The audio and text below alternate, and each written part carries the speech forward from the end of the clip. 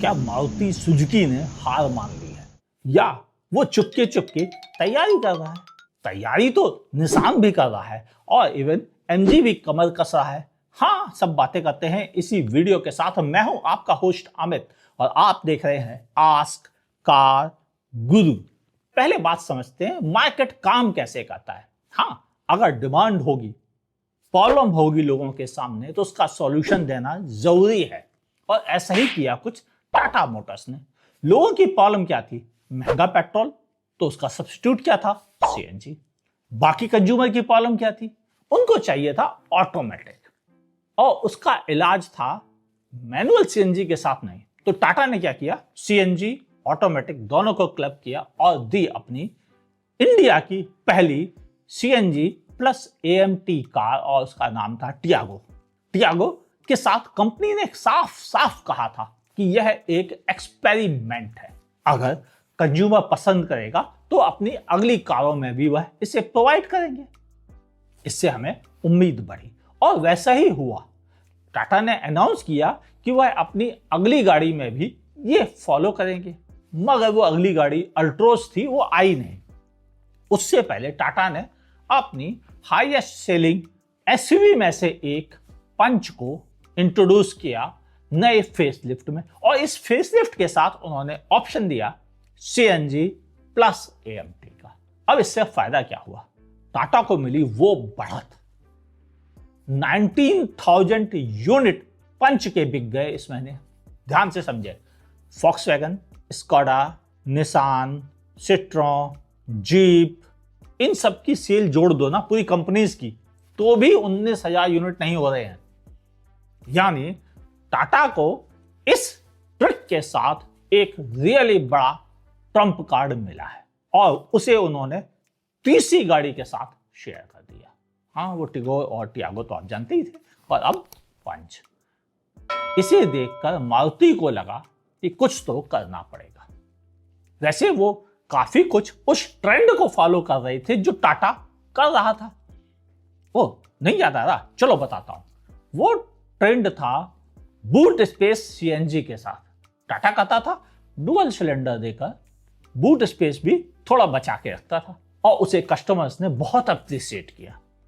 मारुति काफी दिन तक टालता रहा। hyundai को उसकी वैल्यू समझ में आई, क्योंकि कस्टमर लूज हो रहे थे, इसलिए उसने भी डुअल सिलेंडर दे दिया अपनी एस्टर के साथ। मारुति को लगा हम सेम फॉलो करेंगे तो शायद लोग उसे उतना पसंद नहीं करेंगे, या उन्हें लगेगा कि हमने नकल उतारी है। तो उन्होंने क्या किया? अपनी विक्टोरस के साथ अंडर बॉडी सीएनजी देकर बड़ा बूट स्पेस प्रोवाइड किया, और उसका फायदा मारुति को अपनी विक्टोरस के सेल के साथ मिला। यानी कस्टमर की प्रॉब्लम को अगर आप सॉल्यूशन के तौर पे दोगे तो आपको फायदा होगा, जैसे टाटा को हुआ, और अब मारुति ने अपनी विक्टोरस के साथ उठाया। मगर एक ट्रेंड जिसकी मैं बात कर रहा हूं, एएमटी प्लस सीएनजी या ऑटोमेटिक प्लस सीएनजी, उस ट्रेंड का क्या? कुछ अपुष्ट खबरें आई हैं कि मारुति सुजुकी इस ट्रेंड के साथ भी जाने को तैयार है, और हमें एक कार के फेसलिफ्ट के बारे में बार बार सुनने को मिल रहा है कि वो कब आएगी, कब आएगी। ओ, आप समझ तो गए हो मैं नाम क्यों लूं। हाँ, उसके साथ हमें उम्मीद है कि शायद पहली बार सीएनजी और ऑटोमेटिक का कॉम्बो हमें देखने को मिल सकता है।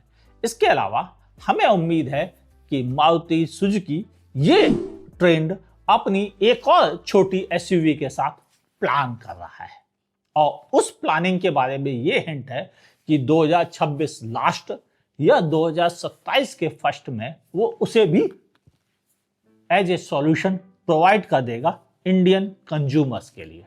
उम्मीद है इस खबर से आपको कुछ बड़े हिंट मिल गए होंगे। लेकिन उस खबर का क्या है जिसका मैंने शुरुआत में जिक्र किया था, निसान।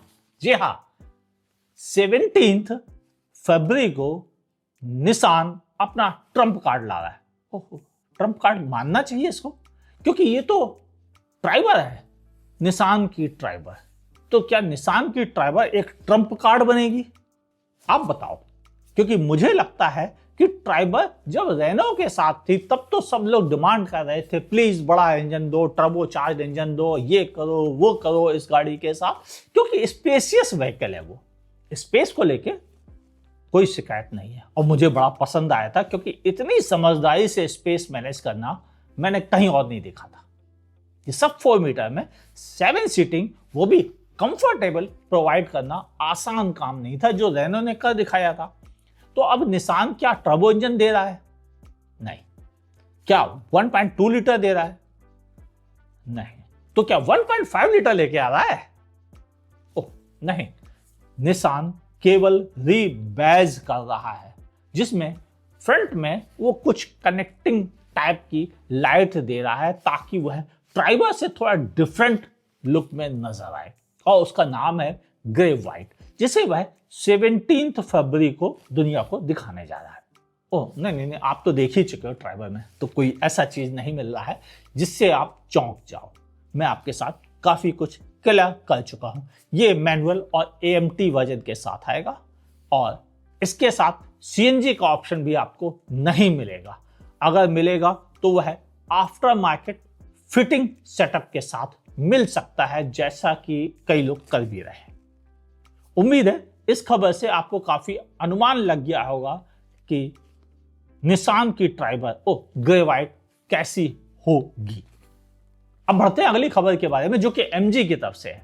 हाँ, MG ने अपनी ग्लॉस्टर को हम मीडिया वालों को तो दिखा दिया और हमें उसके सारे फीचर्स भी बता दिए, और इसके साथ अनाउंस कर दिया कि यह गाड़ी बहुत जल्द आ रही है। लेकिन वो कितना जल्द? देखिए, ध्यान से समझिए, इस गाड़ी की डिलीवरीज स्टार्ट होंगी मई मंथ में, और ये ऑफिशियली कह भी दिया है MG मोटर्स ने, और यह भी कहा है कि वह अप्रैल मंथ से इस गाड़ी को टेस्ट ड्राइव के लिए अवेलेबल करा देंगे। हालांकि बुकिंग उन्होंने अभी से ही स्टार्ट कर दी है। इस गाड़ी का असली मुकाबला तो फॉर्च्यूनर के कस्टमर्स के साथ है, क्योंकि फॉर्च्यूनर के साथ आपको जो नहीं मिलता है वो सब कुछ इसमें मिलता है। फीचर्स जोरदार, एक बेहतरीन 4x4 मिलता है आपको। इसके अलावा बड़ी पैनोरामिक सनरूफ, क्योंकि जब आप इतने पैसे दे रहे हो तो आपके घर के लोग एक सनरूफ की डिमांड करते हैं, और वो भरपाई हो रही है आपको MG के साथ। एक और चीज, जहां आपको फॉर्च्यूनर में कोई एडास नहीं मिलता है, वहां आपको इस गाड़ी के साथ एडास लेवल 2 के फीचर्स मिलते हैं। इन सब के अलावा एक बेहतरीन touch screen infotainment system digital instrument cluster के साथ मिल रहा है, मसाज जैसे फंक्शंस भी मिल रहे हैं आपको गाड़ी में। और इन सब के बावजूद भी यह गाड़ी के बारे में कहा जा रहा है कि यह अपने सेगमेंट की, यानी फॉर्च्यूनर से लंबी, चौड़ी और ऊंची रहेगी। यानी फॉर्च्यूनर से जीतने का सारा मसाला मौजूद है ट्विन टर्बो डीजल इंजन के साथ, यानी डीजल भी आ रहा है। फिर क्या रीजन है जो MG डर रहा है? और लोग कह रहे हैं कि शायद MG के हाथ ट्रम्प कार्ड तो लगा है, लेकिन फॉर्च्यूनर की रिलायबिलिटी को क्या वो बीट कर पाएंगे?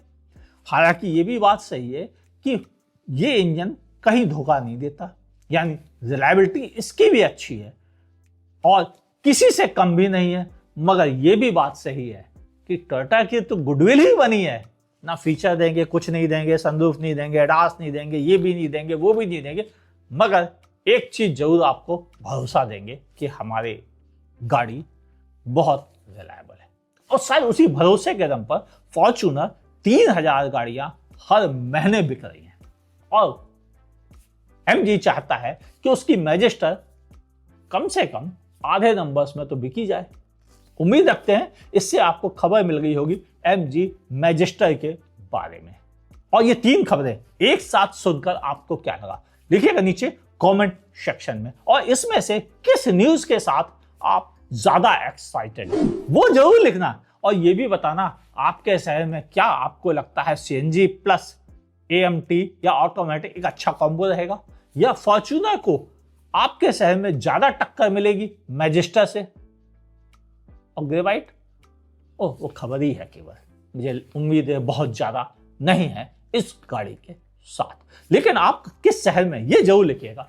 फेसबुक पर देख रहे हैं लाइक और फॉलो कीजिएगा, यूट्यूब से देख रहे हैं तो सब्सक्राइब कीजिए, नोटिफिकेशन ऑन कीजिए और देखते रहिए आस्क कार गुरु को।